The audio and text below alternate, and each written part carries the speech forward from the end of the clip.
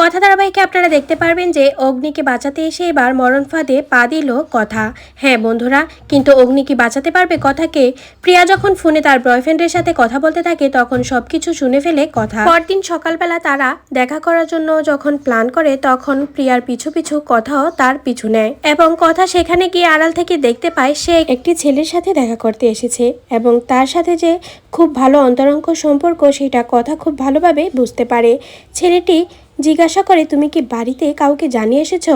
প্রিয়া বলে, তুমি যদি আমাকে ভালোবাসো তাহলে বাড়ির সবাই জানলেই কি হবে। কিন্তু প্রিয়ার বয়ফ্রেন্ড প্ল্যান করে যে সে যেন বিয়েতে রাজি হয় আর তার জন্য পালিয়ে আসে বিয়ের দিন। এদিকে এবিও কথার খোঁজ করতে করতে চলে আসে কথার জন্য একটি ফুল নিয়ে। কথা প্রিয়ার কথা কিছুই এবিকে জানায় না। এবির হাতে ফুল দেখে কথার জন্য কথা খুব খুশি হয়ে যায়। এদিকে প্রিয়া যখন তাদের সামনে আসে প্রিয়া এবিকে কিছুই বলে না। কথা ভাবতে থাকে যে এবিকে সে কেন মিথ্যে বলল, তার মানে এটাতে কোনো ঘাবলা আছে। তারপর কথা যখন কোনো শীতের কাপড় না পরে চলে আসে তখন এবি তার গায়ের কাপড়টা কথাকে দিয়ে দেয় আর বলে, নিজের কেয়ারটুকু নিজে করতে পারিস না। তখন কথা বলে, আমাদের কিন্তু এখান থেকে ফিরে গোবরডাঙ্গা যেতে হবে।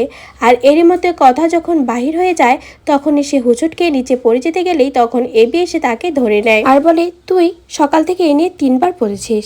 আর এদিকে মান্ডবী এসে তাদের এই দৃশ্য দেখতে পায় তখন তো সে জ্বলে পুড়ে ছারখার হয়ে যায়। তারপর সেখান থেকে কথা চলে আসে বাসায়। আসলে মান্ডবী তাকে জানায় যে এবি যেদিকে গিয়েছে সেদিকে নাকি বাঘ আছে আর প্রাণহানিও হতে পারে।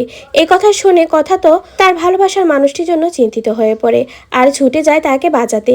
এদিকে মান্ডবী তো খুশি হয়ে যায় কারণ সে সেখানে এবিকে দেখতে পায়নি, কথাকেই পাঠিয়েছে যেন তাকেই বাঘে মেরে ফেলে। কথা যখন সেখানে চলে যায় আর ঠিক তখনই বাঘটিও সেখানে চলে আসে কথাকে মারার জন্য। কিন্তু এরই মধ্যে যখন বাঘ আসে তখনই দেখা যায় কথাকে বাঁচানোর জন্য ছুটে আসে এবি আর তার হাতে একটি মশালের মধ্যে আগুন লাগিয়ে এবি কথাকে বাঁচানোর জন্য মুখোমুখি হয় বাঘ।